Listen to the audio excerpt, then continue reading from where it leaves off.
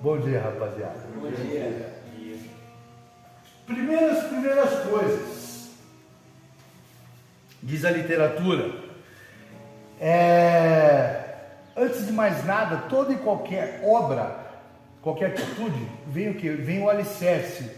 Todo projeto vem uma planta.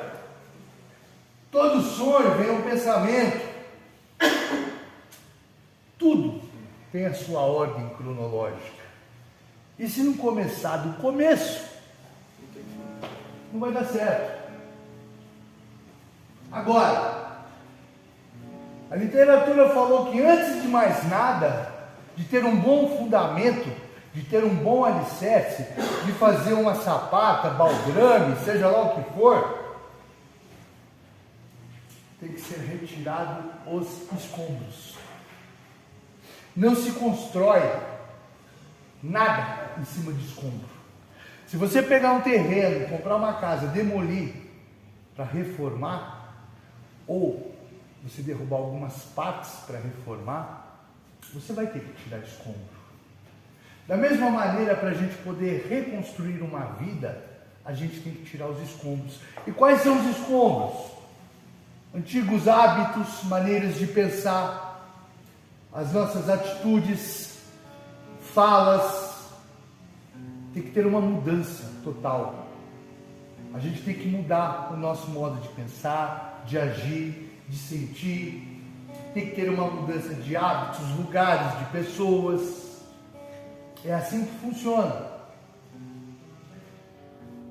Dores têm que ser resolvidas, mágoas têm que ser resolvidas, ressentimentos, perdões têm que ser liberados, perdões têm que ser pedidos e ditos.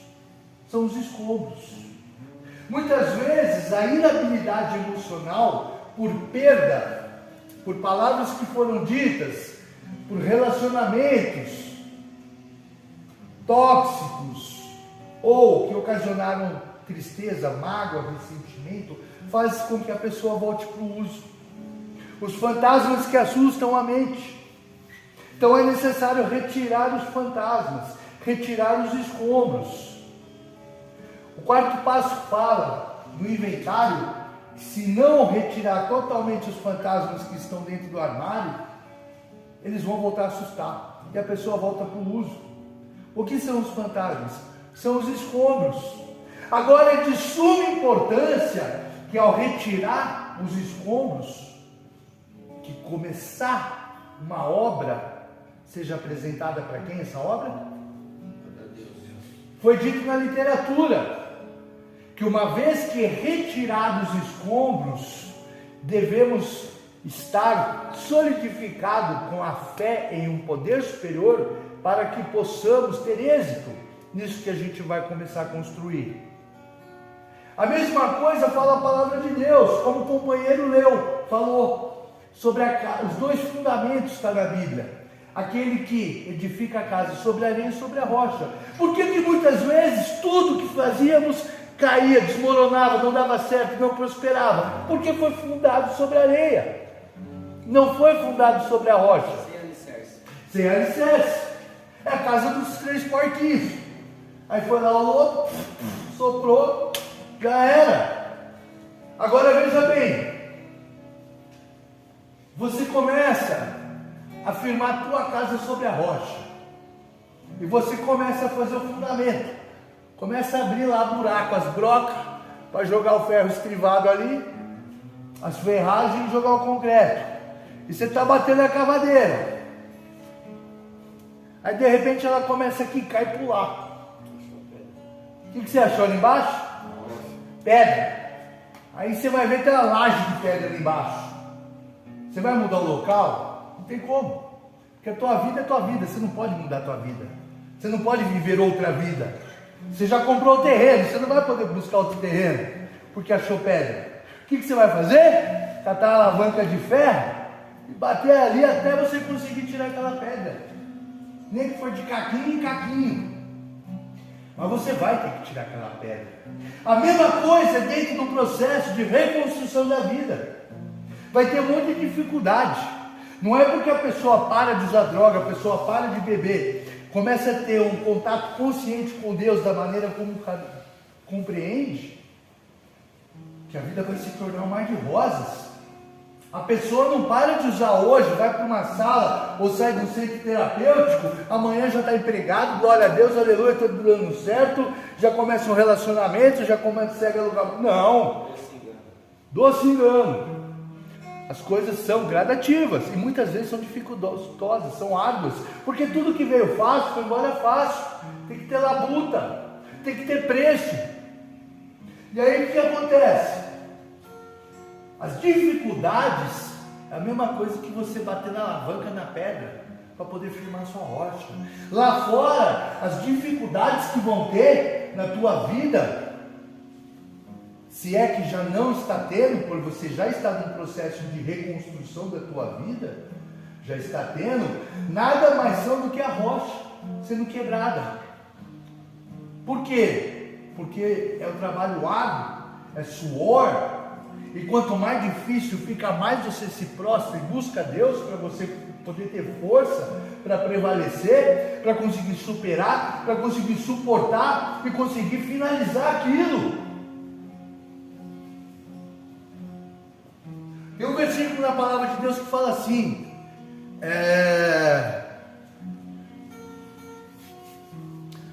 para apresentar a Deus as tuas obras e os teus planos serão estabelecidos.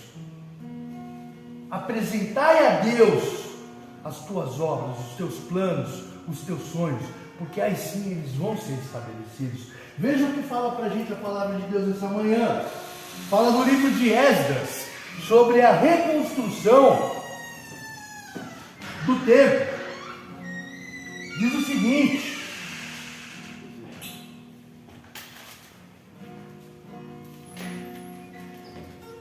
a reconstrução do altar do Senhor.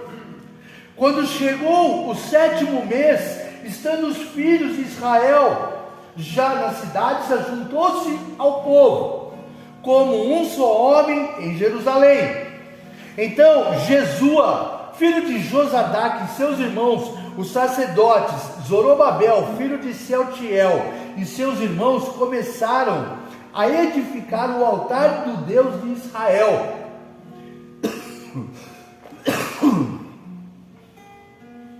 Para oferecerem sobre eles holocaustos, como está escrito na lei de Moisés, o homem de Deus. Então, segundo o que está escrito, celebraram a festa dos tabernáculos, ofereceram holocaustos diários, conforme o número ordenado para cada dia. Depois disto, apresentaram holocaustos regular, e as 2 luas novas e de todas as festas fixas do Senhor, como também os dos que traziam ofertas voluntárias ao Senhor. Aí tinham as festas, festa da Páscoa, festa do perdão, festa da purificação, tinha festas que eram chamadas em hebraico Yom Kippur, Yom Purim, eram as festas que tinham na época, e existiam calendários para isso. E eles construíam altares para poder ali sacrificar, fazer holocausto e consagrar aquilo a Deus. Qual que é o sacrifício que você tem que ter? Vivo, santo e agradável a Deus, para que tua vida seja próspera.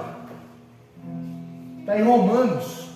Apresentai os vossos corpos como sacrifício santo e agradável a Deus, que é o vosso culto racional. Seus membros, seu corpo, sua mente, suas atitudes. Esse é o holocausto que a gente tem que ter. A gente estar íntegro na presença de Deus, não destruindo o templo do Espírito Santo, mas sim apresentando a Deus o nosso culto racional, pois é santo, perfeito e agradável.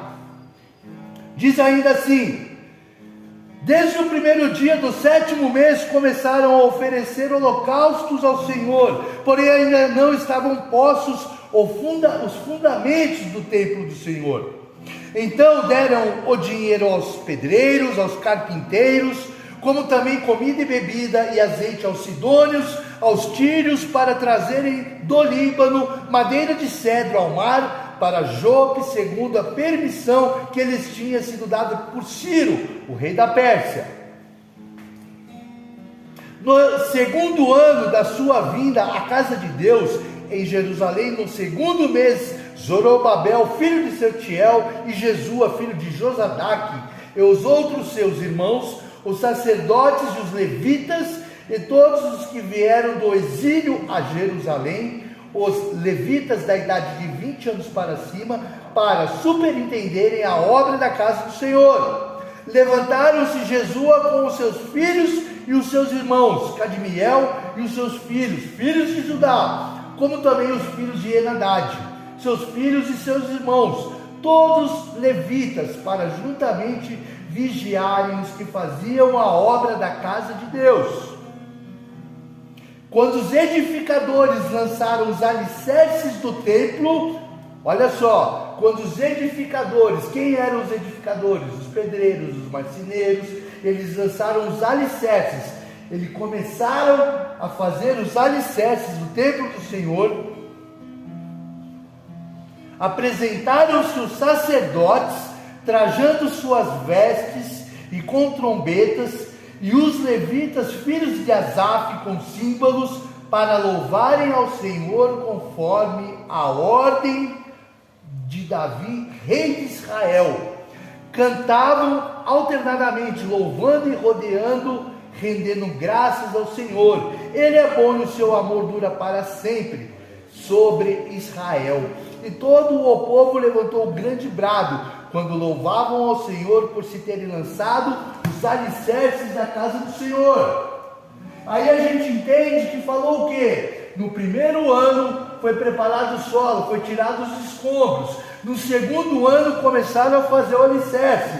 E uma vez que fizeram esse alicerce, eles apresentaram a Deus, louvando e cantando a Deus. Não somente os que construíram, mas os sacerdotes, que aqueles também que traziam a palavra de Deus, as revelações da palavra de Deus, mas também os levitas, que eram aqueles que tocavam para Deus. Então o que acontece? Nós temos aqui hoje os que trazem a palavra de Deus, os que estão construindo os alicerces, os que tocam para Deus. É isso que tem que ser feito. E apresentado esse alicerce para o Senhor, já tendo removido os escombros, que é o passado, as pedras, entulho, madeira, poeira, lixo que tinha no terreno da tua vida, foi retirado. Agora está sendo preparado o alicerce, e esse alicerce tem que ser consagrado a Deus, para que a casa seja firmada sobre a rocha. Amém, Senhor. Glória a Deus, é isso que o Senhor fala para a gente nessa manhã. Continua o teu alicerce, continua a tua obra, continua glorificando, continua apresentando essa construção para Deus. Confia ao Senhor as tuas obras, e os seus planos serão estabelecidos, porque Deus é contigo, você não está aqui à toa. Amém, rapaziada? Podemos dar uma salva de palmas?